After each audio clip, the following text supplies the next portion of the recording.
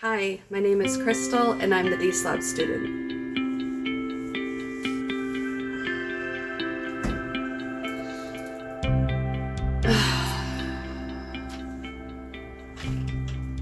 Today is April 20th, 2021.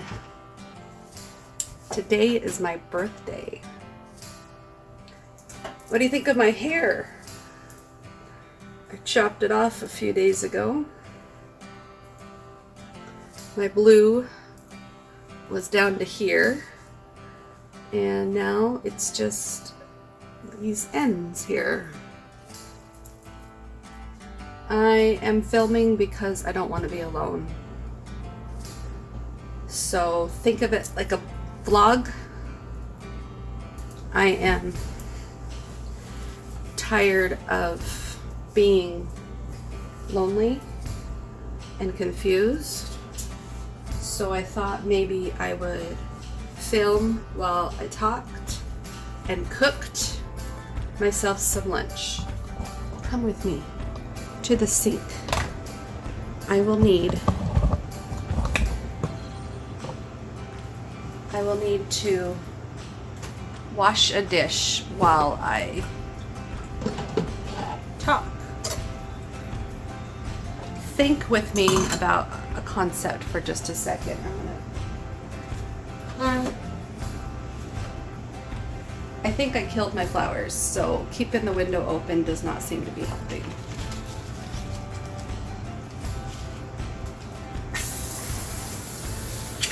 I'll try watering them one more time. Yeah, that's just so much water. It's like dripping. Think with me with a concept for just a second. What if I found a diamond in the rough? What if my husband is not completely impossible to reform?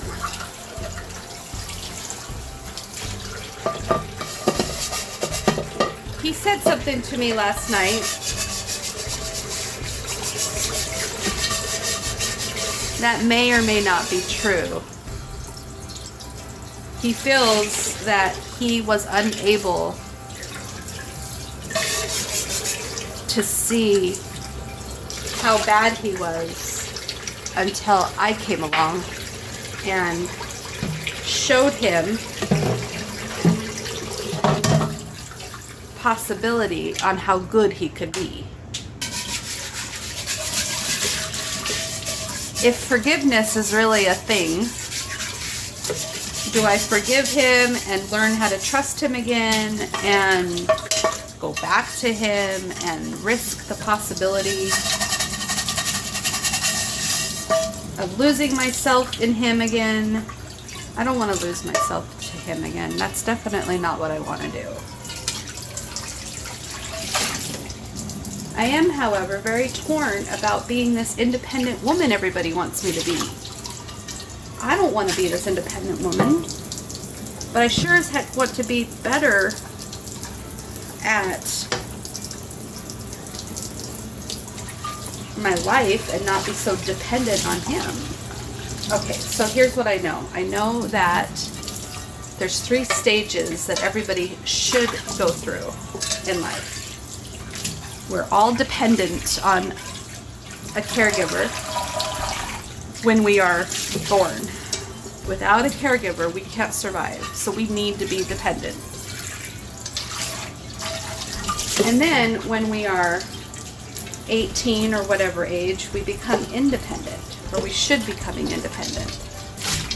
I did not become independent, and therefore I grew dependent on others.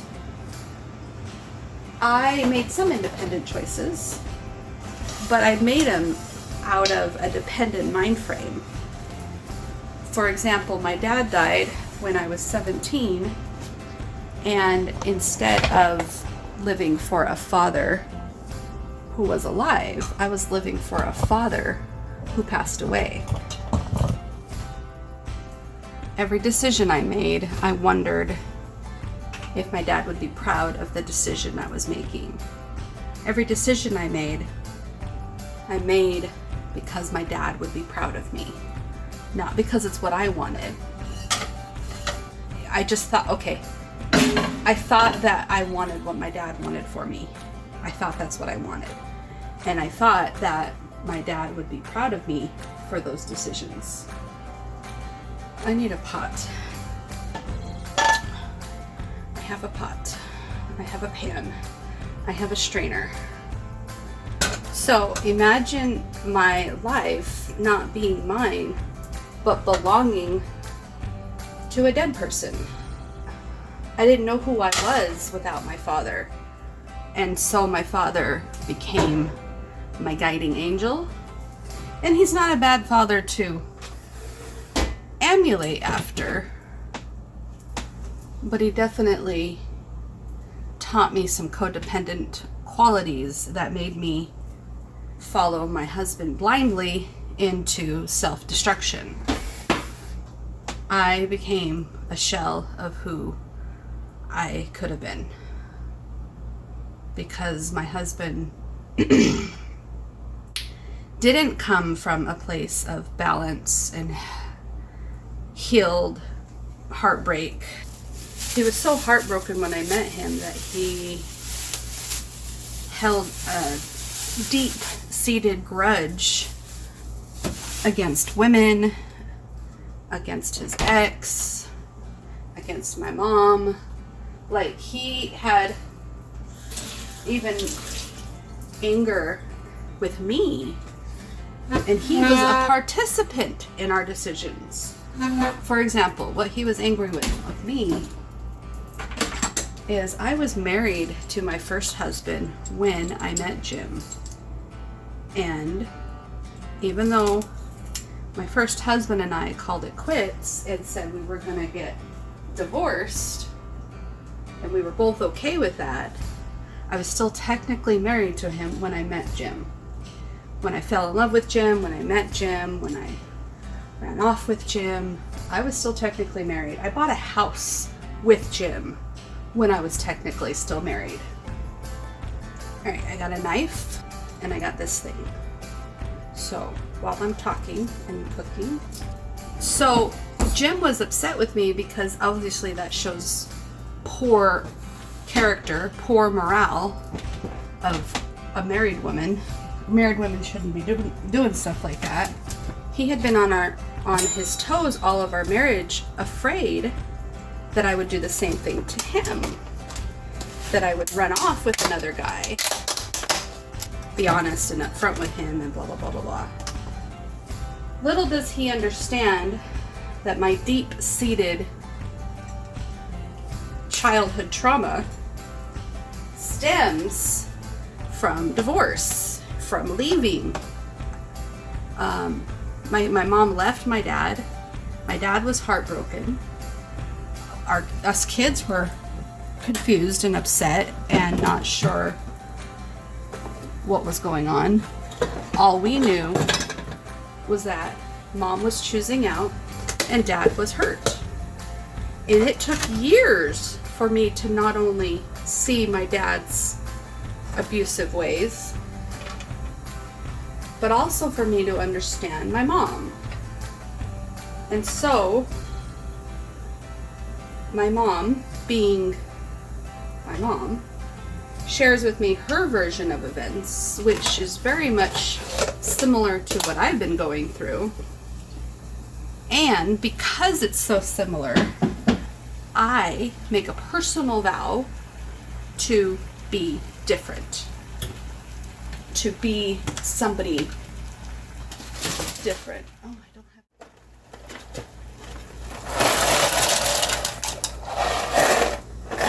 I don't need a half a box. So that's plenty. You can tell I don't ever cook. I haven't used any of my utensils yet. Okay, so my mom chose out every time the going got tough. That's how I saw it. I didn't see it as self-preservation. I didn't see it as strength. I didn't see it as resiliency. I saw it as giving up. So I have a harsh judgment towards my mother, this epitome pedestal thing about my father. I bring that into my marriage with my husband, and I am beside myself with confusion because now I'm volunteering myself as tribute to be his verbal punching bag. He was emotionally abusive to me with his jealousy, with his rage, with his anger, with his resentments, with his trust issues, with his bitterness, with his hostility, with his silent treatments, with his passive-aggressive tones, with his heartache, his suspicion, his ridiculous set of demands and rules. I can't believe I survived that because I signed up for it. I signed up for it as a challenge, not to go when the going got tough, not to be weak, to be strong and face him head on, communicate to him, let him know my needs, he'll let me know his needs, we'll negotiate, we will compromise, we will make this work, this is what married couples are supposed to be like. But no, if he's not going to work on himself, why should I take that attitude? Why should I sign up to be his verbal punching bag? Why? Because it's in my vows? No, it's not in my vows to do that. And I had to get out to save my own self, my own sanity. I had visualized over and over again what that would feel like to no longer be around to deal with this anymore. And it brought me a sense of relief. It did.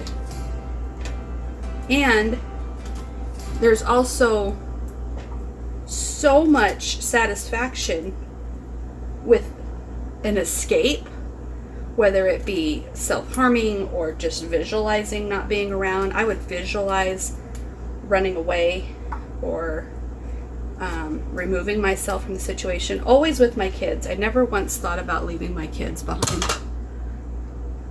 And then it wasn't until it got so bad where I realized that I couldn't remember everything I was doing. I couldn't account for certain time periods that were going missing. I was doing things that I wasn't proud of. And I wasn't doing anything terrible. I wasn't breaking my vows or anything like that.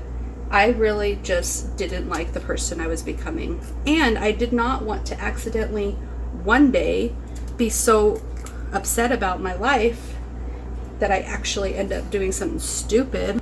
So I knew that the only way to save my children from any worse heartache that they were already going through, I needed to get out. And now I'm having to really just talk myself. I think I just cut myself. Nope, I guess the knife is that dull. It's a dollar store knife. I'm really needing to talk to myself right now because I am sitting in this confusion this morning. I saw my husband last night at the laundromat. We took the kids to the laundromat to get their clothes washed. They have so many clothes at their dad's, and the sewer is backed up over there at their dad's. They're not having a whole lot of opportunity to wash clothes and stuff. And my washing machine's over here at the apartments don't work. Not a lot of them anyway. There's only a couple that work, and everybody that lives here is fighting over them. And then I didn't feel like being the bad mom where I'm taking away their fun night and making them do laundry with me. So I invited Jim to come with me so that we're having to do this together and work together and get this done together. And they're going to have to just put up with it, because it's not like they get to say, oh, well, if I was at Dad's house, I'd be able to play these video games, and Mom's making me do this. That's kind of their attitude, right? They think they get to go to the other parent's house when one of the other parents has the not so much fun going on. They're already starting to play that. Oh. It was too close to the oven and the stove, and it melted. So I've got zucchini and spinach and noodles, and yeah. I also have a roast in here.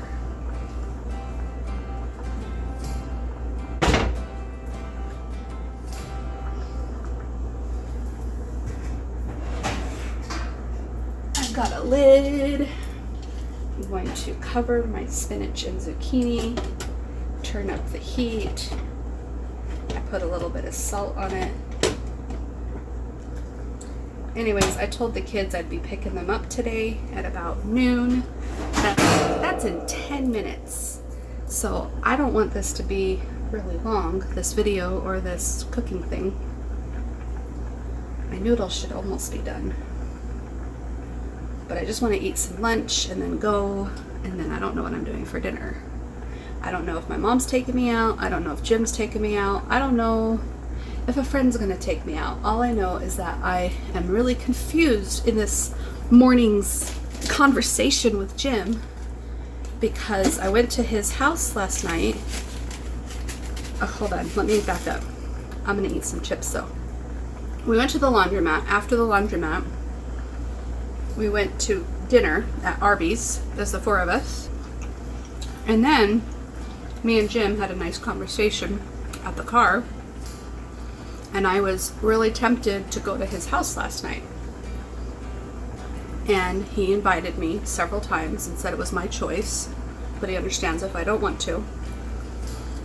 And I came home crying. I don't know what I'm saying. Oh. I came home crying, and I was confused about what to do. I wasn't sure which way to go with it. But I ended up falling asleep on top of my bed. I didn't even bother taking down the covers. I slept on top of my pillows, my decorative pillows and my stuffed animals, and on top of the blanket. I didn't even turn on the air.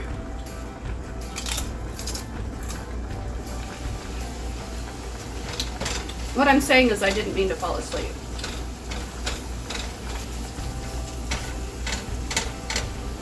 So now I think I should turn over my zucchini. You want to see what I'm doing here? Oops, I just dropped all the water. And then there's my noodles right there. This is my sign. It says step 1, decide to believe that you can. And step 2, just do it. Which, by the way, reminds me of what I wanted to do today. Prove to myself that I don't need Jim. I don't need him. And now that I know that, I'm dabbling into this idea of choosing Jim. Now that I know I don't need him, I'm dabbling with this idea that I'm choosing him. Because, why? Why? Because I do love him. And I do see a better version of him emerging from all of this. I do feel that he is learning. But do I want to be the one he's practicing on? No, I don't. I think that's where I'm at with this. I'm just trying to figure out what I believe, what I think, what I want. All right, we're gonna turn off the heat to all of this because I think it's pretty good. I think it's pretty good. I got spinach and zucchini there. I've got my noodles here. I gotta pick up the kids. All right, so I think I'm done talking to myself about all of this. I just wanted to check in with myself, see how I'm feeling, see what's coming up for me. How do I feel about Jim? I love him, and I'm in this in-between right now. That's okay. That's okay to be there. I'm not going to beat myself up for it. I also love myself enough to go skydiving, to go to Vegas, to cook myself a healthy meal for lunch. I'm going to pick the kids up and take them to their orthodontist appointment. And then I'm going to spend the rest of the day with them. I was busy doing gym stuff. See, I feel like having Jim in my head prevents me from doing things I want to do. And that's not who I want to be. Okay, so yeah, stay tuned. This is the evolving codependent, really. I'm evolving. I'm learning how not to be a codependent. I'm recovering. I'm a recovering codependent. Sorry, I'm not constantly talking and stuff. It wasn't my intention to be boring, but it's not my intention to entertain either. Alright, so I'm gonna go now. I'm gonna eat my food. I'll talk to you later. Bye! Happy birthday to me! When we're children, we talk in terms of you. You made me. You always. You never. And these are the things that we say when we're blaming other people for our problems. When we use the you language, it's when we're in codependent relationships. So our therapists and counselors and experts, they properly change our language. They teach us to make I statements. You say, I felt like, or I thought, or you say, I want. And these I statements are an indication that we're moving from codependent to independent. When we start feeling our independence slipping away, we're afraid that we're slipping back into codependence. But there's a higher state of being than independence. I'm going to call it interdependence. And that's when the statements that we make begin with we. We want. We think. We act. We feel. Most people don't even understand that interdependence exists or that it's desirable. All they know is whether they're independent or not. So we spend a lot of time and energy trying to maintain our independence out of the fear that otherwise we would wind up codependent. It takes courage to move from the independence to the interdependence because we often confuse inter, which is where we need to be, with co.